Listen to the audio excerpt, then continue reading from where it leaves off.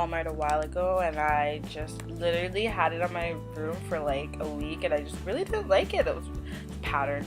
Anyways, so I just revived it from my basement boxes, and yeah, I'm gonna make a pillow out of it. So I measured it, and it's 17 by 17 inches, and I want to allow some extra space for sewing, so it's gonna be 17.5.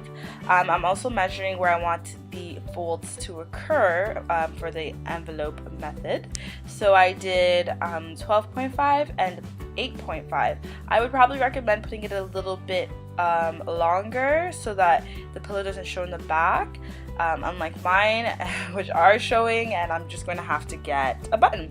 This is my fabric, absolutely beautiful, beautiful, beautiful designer fabric, and you can just make sure it's faced down the right side when you're marking and you're doing your cutting and whatnot. So the good side, which you want to show, will be facing downwards, and you're going to be working with the quote-unquote bad side, I don't know, the other side. So yeah, so right now I am marking and cutting out the 17.5 by 17.5 inches with my blue little pencil here. Like I said, because it's the bad side, when you sew you won't see any of these markings or anything like that, so you're good to go. So now I'm going to use my little rotary cutter, and I'm just going to cut. It is so dull because of all the sewing I do for my business, so I would recommend probably scissors. I would just use scissors next time. It just made so much more sense. So I'm just cutting it and making sure all the little pieces, because of it's kind of dull, that didn't catch, are cut off. And yeah, you're just pretty much good to go from there. Then I'm gonna cut across, and you're going to repeat this. I did 2 pillows, so I repeated everything twice, and I also repeated it for the 12.5 and the 8.5 by 17.5. So yeah.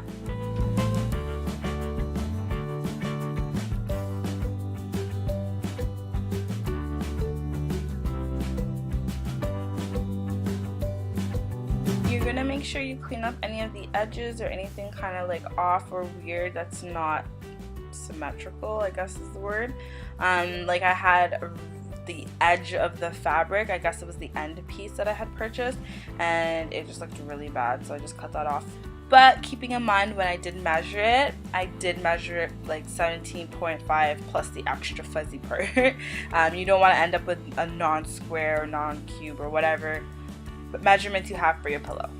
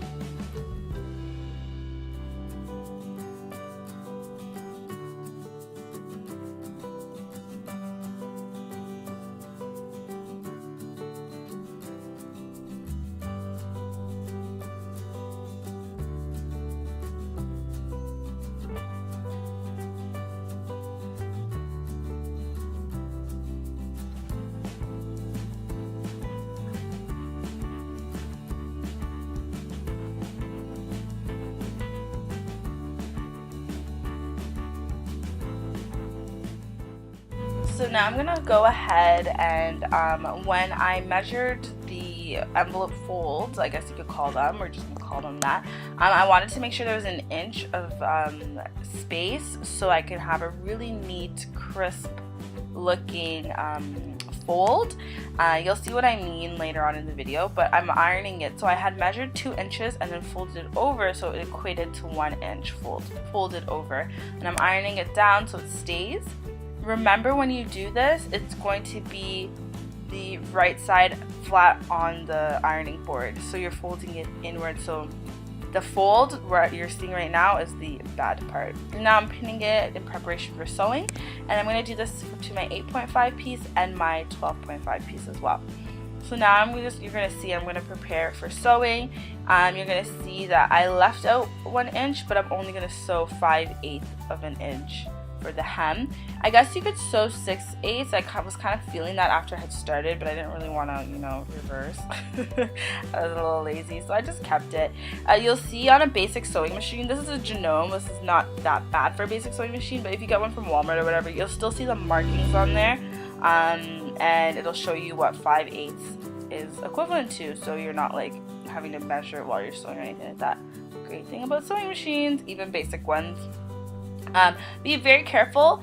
These basic sewing machines are really bad with creating really crisp straight lines, so obviously it's not an industrial machine, so you want to be really sturdy when you're sewing your fabric.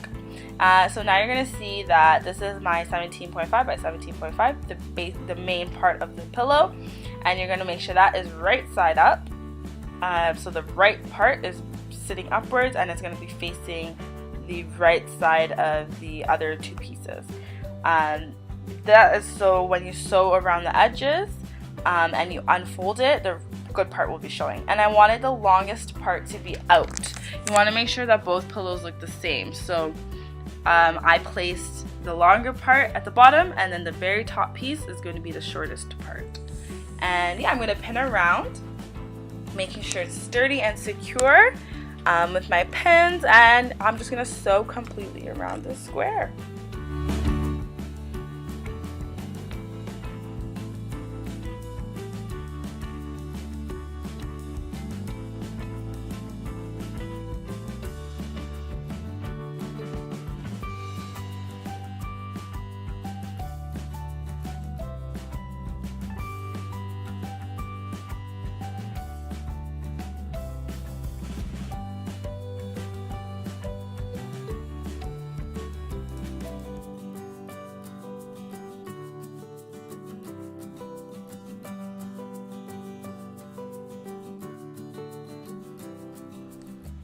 So as I'm sewing here, I'm leaving a seam allowance of about 1/2 inch.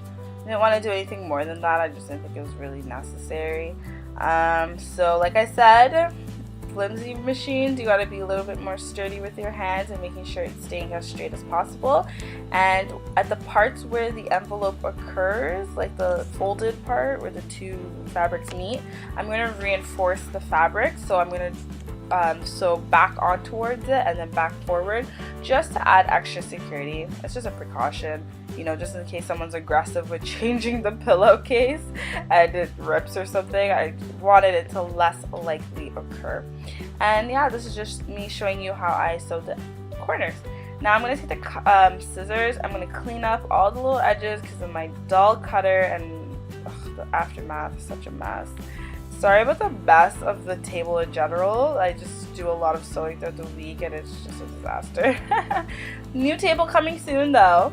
I'm going to cut down the corners as well. The reason I do this is that it ends up clean, like easier to get a really nice smooth poke or edges of the pillow once it's put inside out, and it just looks better. It doesn't look chunky, or it doesn't feel chunky, because the excess fabric is gone. So I'm just going to fold it inside or outside in, inside out. I don't even know. I'm just gonna fold it around, and then I'm gonna stuff my ugly Walmart pillow, and it's going to look beautiful with these cream pillows. So you can see why I wanted the 1 inch. It just looks cleaner than just leaning it, or I don't know what most people do, but I just knew I wanted to do that. So now I'm going to go ahead and stuff my pillow covers, my new designer DIY covers. So easy, guys, such an easy way to get this done. I'm going to add a button there because I just thought it would look cuter. It would add a little bit of something, a gold button or something like that. And yeah, now they're just ready to go. And they're going to look so beautiful on my cream couch in my new place. So thank you guys so much for watching Transition with me. Stay tuned for the next DIY, and I'll see you guys in the next video. Bye.